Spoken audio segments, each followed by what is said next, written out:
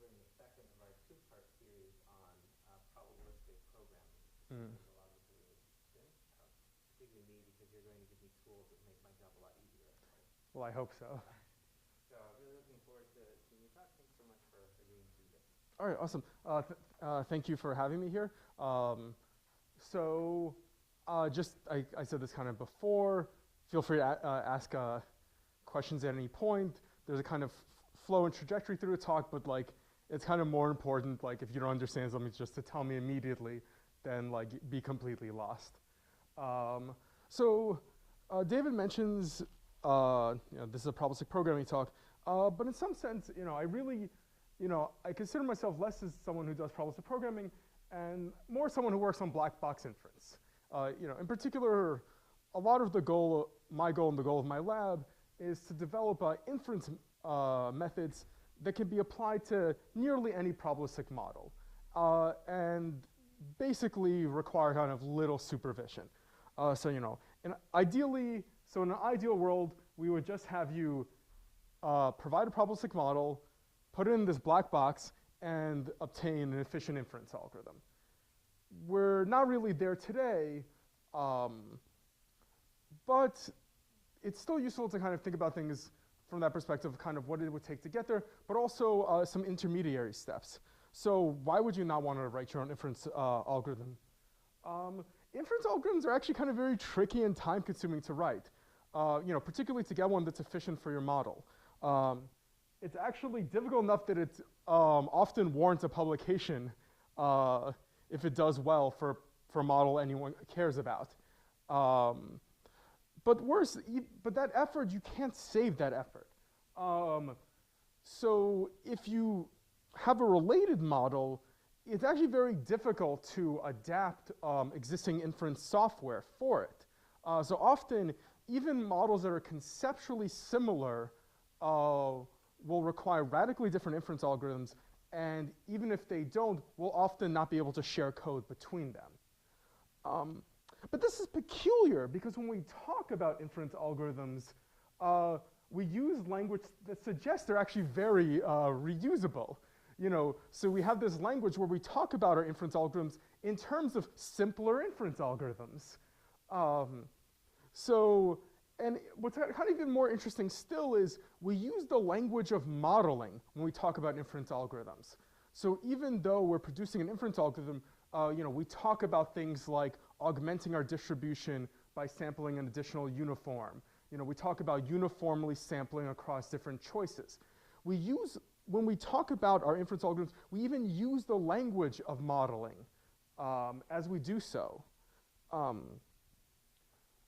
So we're just going to propose that since we're doing this already, perhaps we can actually represent inference algorithms as program transformations, namely representations of probability distributions that are then turned into yet another representation. So when we talk about augmenting a distribution with a uniform, why not just produce another model that has an extra uniform variable in it?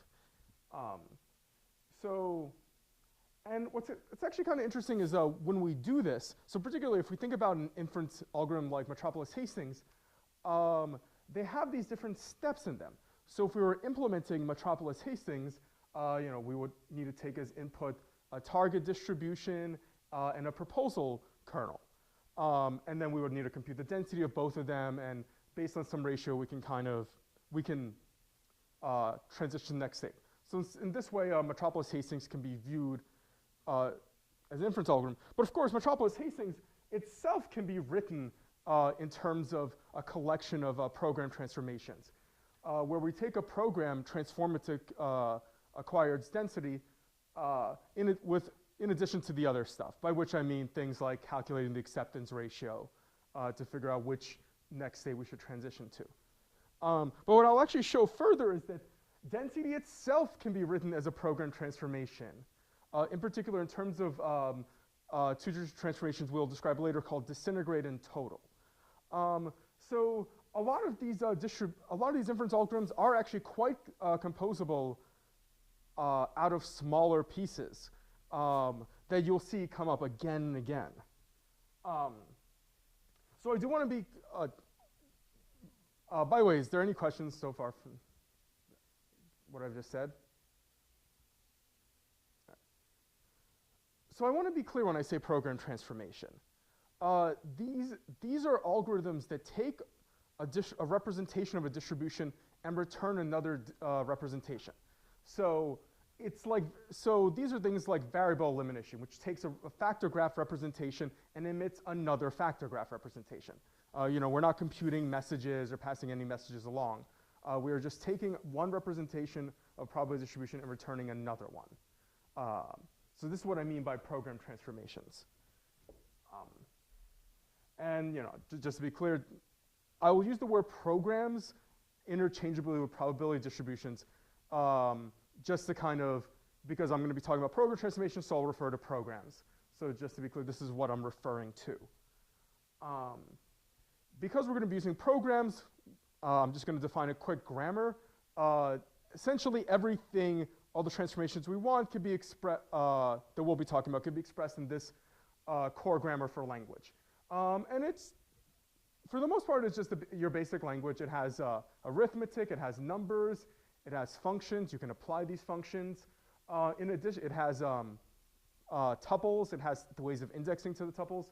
And it also has two other things which are needed, which is primitive for integrating over a function with a lower and upper bound, which is what int is, and summating over a function with a lower and upper bound. But also has these other things which are called bind and wait, which you might not often see in a regular programming language. So this is, so when people talk about probabilistic programming languages, they're talking about programming languages with these sort of primitives.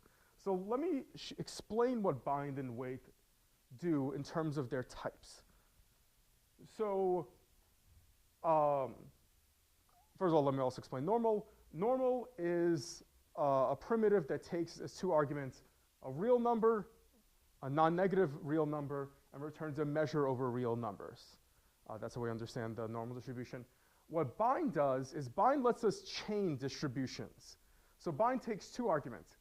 It takes a distribution over some type A, so it's a distribution over reals. It then takes a function from that domain to another distribution over B. So this could be something like real numbers to a distribution over real numbers, and then returns a distribution over real numbers. So bind gives us the mechanism to chain distributions together. In addition, we have a primitive called wait.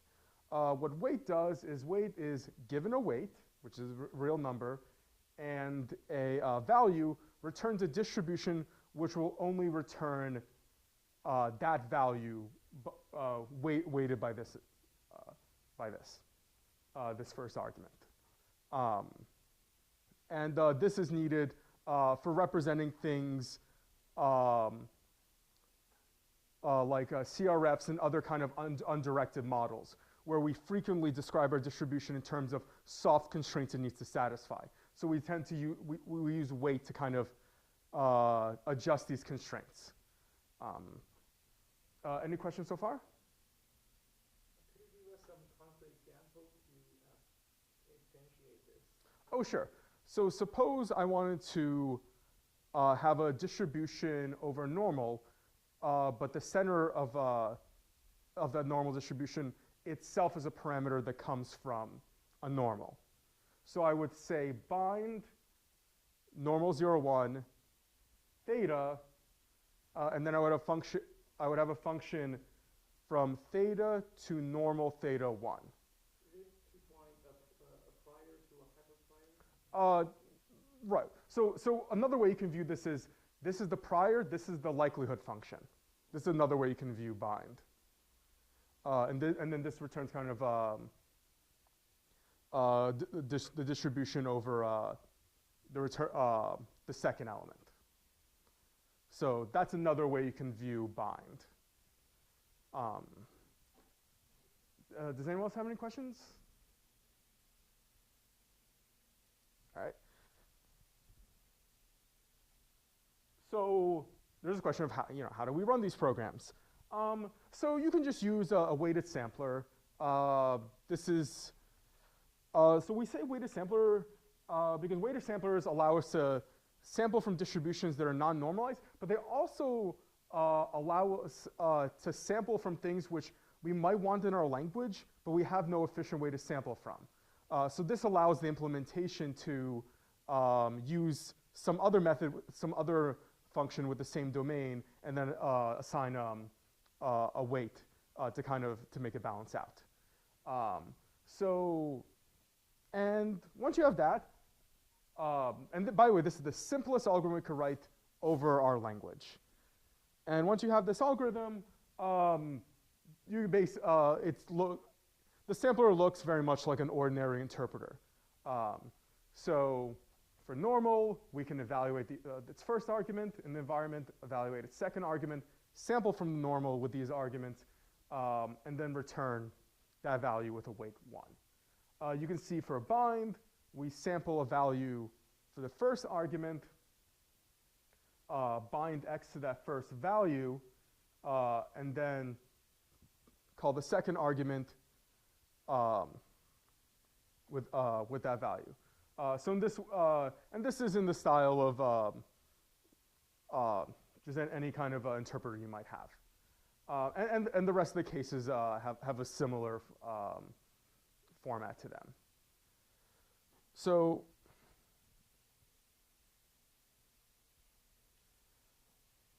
with the sampler, this is actually the only thing in our language that samples. We have no Metropolis Hastings sampler in our system. We have no Gibbs sampler. Everything is a program transformation into a program that the weighted sampler will eventually run. And what this means at a high level is when you, what you should expect to happen is the end result of writing the weighted sampler after your program has been transformed is equivalent to had you written a handwritten version of that inference algorithm and not done any program transformations. That's what we intend for the end result to be. So what are some program transformations we could write? We can write expectation, of course, as a program transformation. So what expectation will do is it will analyze the program and replace it with the we'll compute the expectation with respect to a particular function. So expect takes two arguments, a program representing our distribution and a program representing a function over values from a distribution to the real line. And in this way, we can kind of mechanically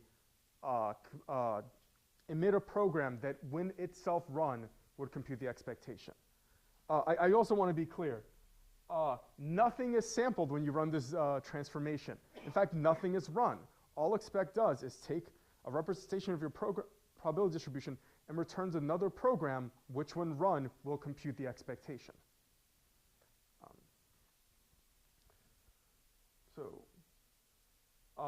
Any questions actually so far? That's fun. All right. So we can also express conditioning on probability distributions as a program transformation. In particular, we have a transformation we call the disintegration transformation, which is what we represent conditioning in terms of. Disintegration is a thing that appears in the statistics literature, and so I'm going to try to explain it intuitively first. So disintegration can be seen as conditioning without the normalization step. So suppose you throw a die, and you want to condition on the event that the die lands on an even number. So this is your unconditioned distribution, which is uniform across the possible values. What disintegration will do with respect to this event we want is to replace it with a program that only computes when the die is even. Note this is not a probability distribution. This is an unnormalized probability distribution.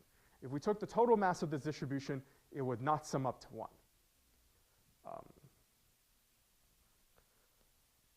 But this has useful.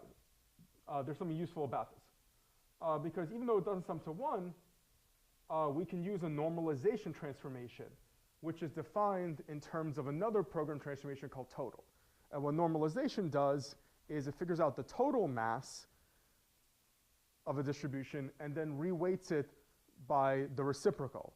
So any program that goes into the normalization transformation afterward is a probability distribution. And then, of course, total itself can be written as a program transformation in terms of expect. So to write a program that computes the total amount of probability mass, that itself can be written as a probability, as a program transformation.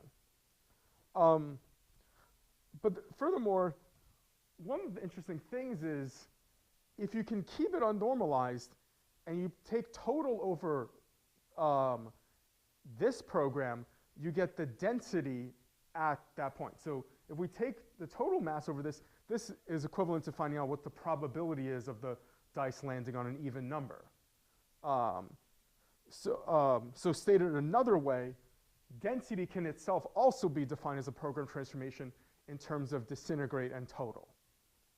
And it could be, this is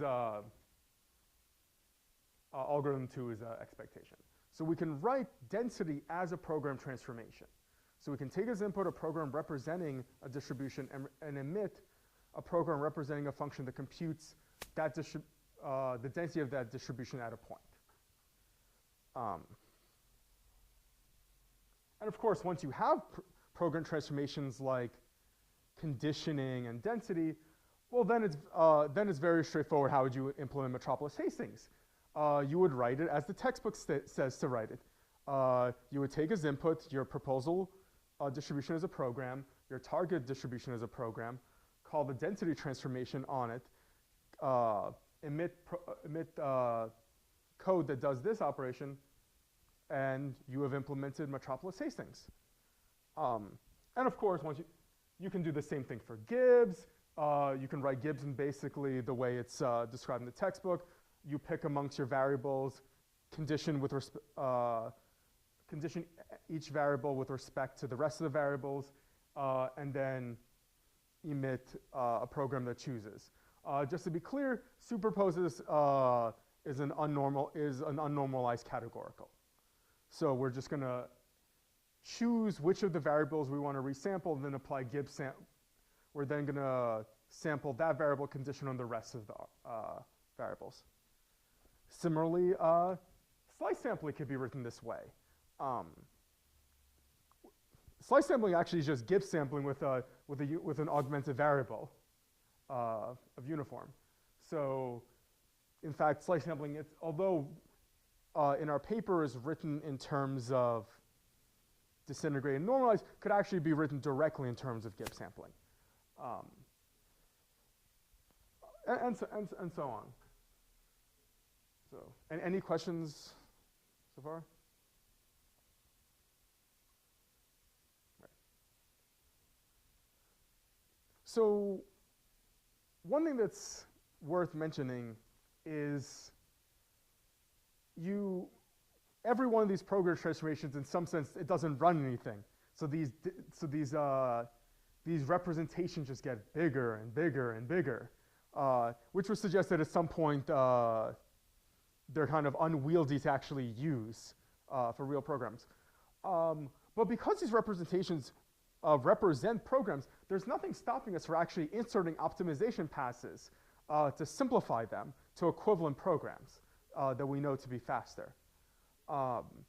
And we can actually do some domain-specific things because we're in a domain where things are essentially just real, just numbers. There's no real data structures kind of floating around. So one thing, of course, we can do is we can do variable elimination. We can replace any time we see a situation like this where x is called from a normal with center A and standard deviation S, and then where x is used to return distribution centered at x with standard distribution T. That could just be replaced with a normal with a center of A and the standard distribution of square root of s squared plus t squared. And you don't have to know a or s or t. This is always true for any choice of a, s, or t. So this can be done before we see any data. This can be done abstractly because this is being done purely symbolically because we don't need to know any of these values to do this. Likewise, we can do algebraic simplifications. If we know we're going to have the same value in the numerator and denominator, we can, of course, remove it. So a Dirac distribution over a times b divided by a times c is equivalent to a Dirac distribution over a divided by c, regardless of what values of a, b, or c you have. Once you've, of course, and then once you've done these optimizations, we're actually competitive with handwritten algorithms. So for a particularly small Kalman filter, if you just do code generation, as I've outlined here, without any optimizations, we're competitive with a state-of-the-art probabilistic programming system. Once you apply optimizations like I've shown in the previous slides, we're competitive with a handwritten method written in the same language. And furthermore, same thing for a simple version of LDA. You actually can't really run this model until you do optimizations because the handwritten method emits integration, and integration is kind of expensive to do numerically. So our simplifications can actually symbolically remove a lot of these integrals. And then at least in our experiments, we're faster than the handwritten method, at least for this simple model. So this approach, in addition to its conceptual simplicity, still provides you ability to end up with highly efficient inference algorithms that are practically usable. So I've outlined some of the transformations we use, things like expectation, density, disintegration. This is not a complete set. There are still further transformations we can do, or we wish to do. So we'd like to do things like auto differentiation, so we can do things like Hamiltonian Monte Carlo or black box variational inference. We're interested in transformations to allow parallel inference algorithms and what primitives are needed there. And also the transformations we've shown now, they essentially work on the language I've provided, but to be able to use these methods on quote unquote real world data sets, we're going to need to kind of extend the language to be able to talk about kind of collections of points. So we can kind of symbolically talk about them without expanding our programs even further. So I'll say it one more time. Questions? Yeah, so I think it's really great to have this idea, because sometimes to write a huge chunk of mathematical equations, and sometimes I just don't know where to go to make it simplified.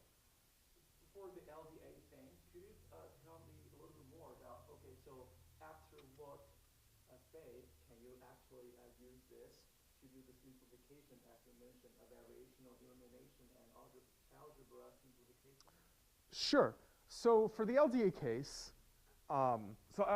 just to be very clear, this is a simple LDA model. This is 2 documents, 2 topics, 3 words. It's a very small model. What we do is we define Gibbs sampling over it. So we're doing this doing conditioning for every topic marker with respect to every other topic marker. So this produces a fairly large program, which we then actually call out to a computer algebra system to simplify for us. And it's turned into essentially a categorical distribution over 2 choices. Because we have 2 topics, so essentially it's turned into a coin flip to figure out which topic to select for that particular topic marker. I don't know if that answers your question.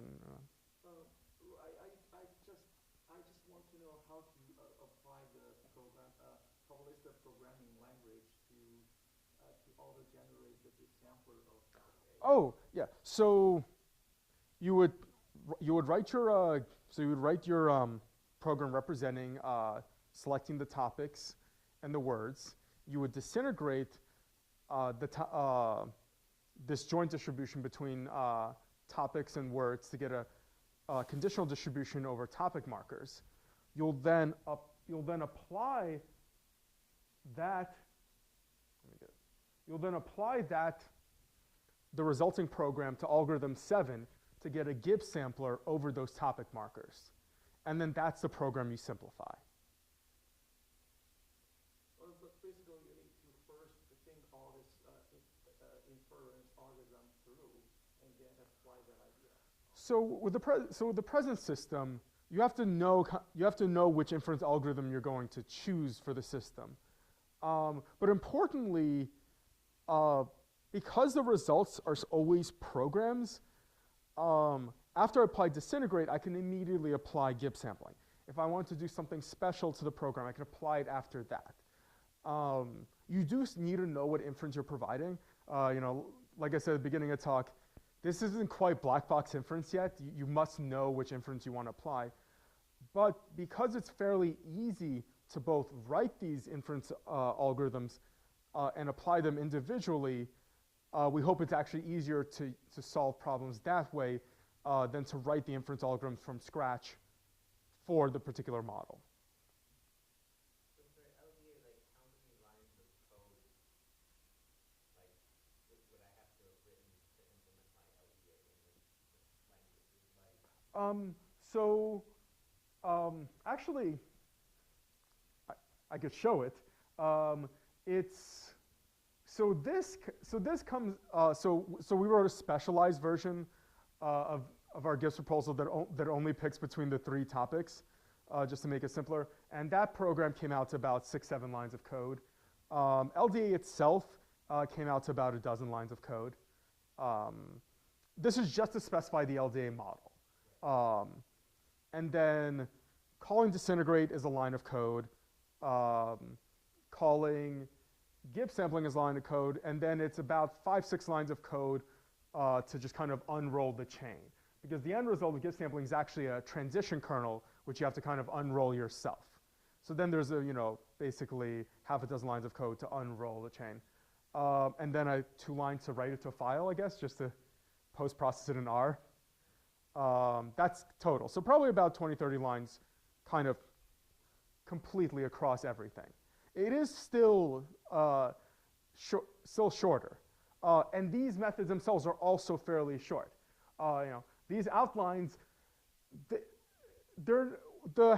actual code we run isn't all that different from what I'm showing you on this slide. I'm not skipping that many steps here. And by the way, this Gibbs, this isn't just Gibbs sampling for LDA. This is Gibbs sampling, period. Now keep in mind, you may not want to run Gibbs sampling on all of your variables.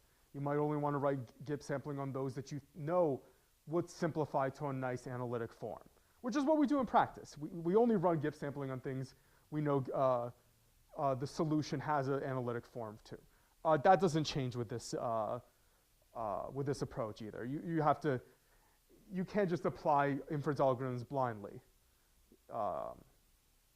Great question, by the way. So at the beginning you said that our papers, and this is true, our papers often use the language of models while they're explaining inference. And I wonder, because some of us like to talk about the fact that one should separate the model from the algorithm. Mm-hmm. But you're right that we've never actually managed to do that because usually the model is, the inference of the model is intractable to do Right. I'm wondering, like, when you were saying that, I was wondering if you were meaning that to be like, is that sort of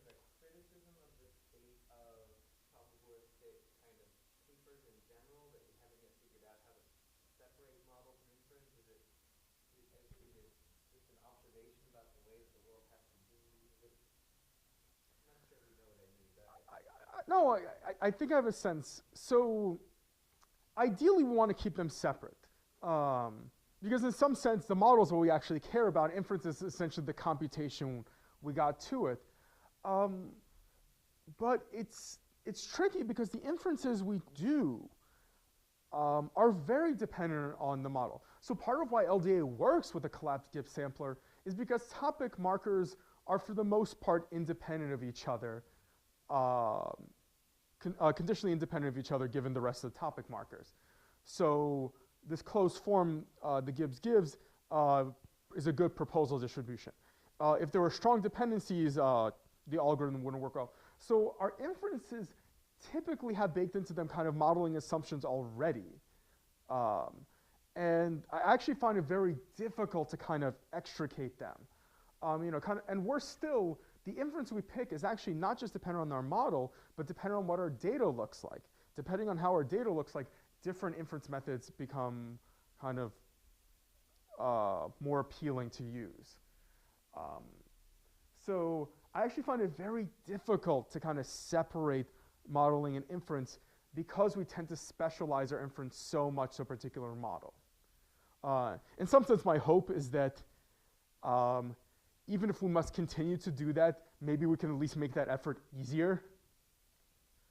So is this different, this is like completely different from other programming language kind of domains where people talk about writing pseudocode, say, at some abstract level is fully divorced from the, is there sort of some missing level of abstraction here in terms of trying to apply these kind of programming language models to these problems as opposed to like traditional programming language kinds of deals, I guess?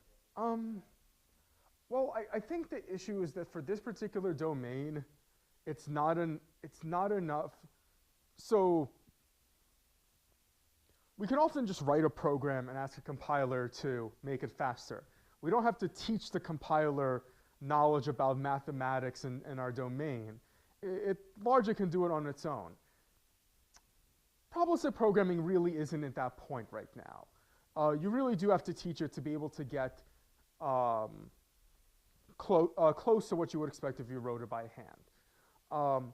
Now, there is research out there, I actually removed this slide, where people have tried to just find a good inference algorithm that works on a lot of cases, and then just kind of apply it everywhere. But it just tends to be slower. It can't make that many assumptions about your model. It's a hard thing to kind of specialize. So that's kind of where things are. Perhaps in the future, we can kind of learn perhaps what's the best inference for your model, but we're not at that point right now.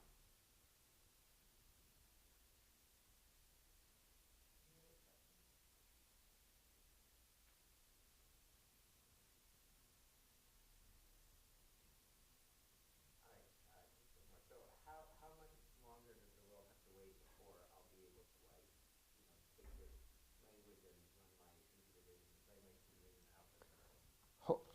Hopefully soon. So this is actually part of what making the programs more general. For a lot of actual domains, things that are not toy LDA examples where I have 5 random variables, we frequently have these kind of arrays and things like that, and we'd like to keep that kind of symbolic. So when we have like a plate model, we'd like to not actually expand out the plate.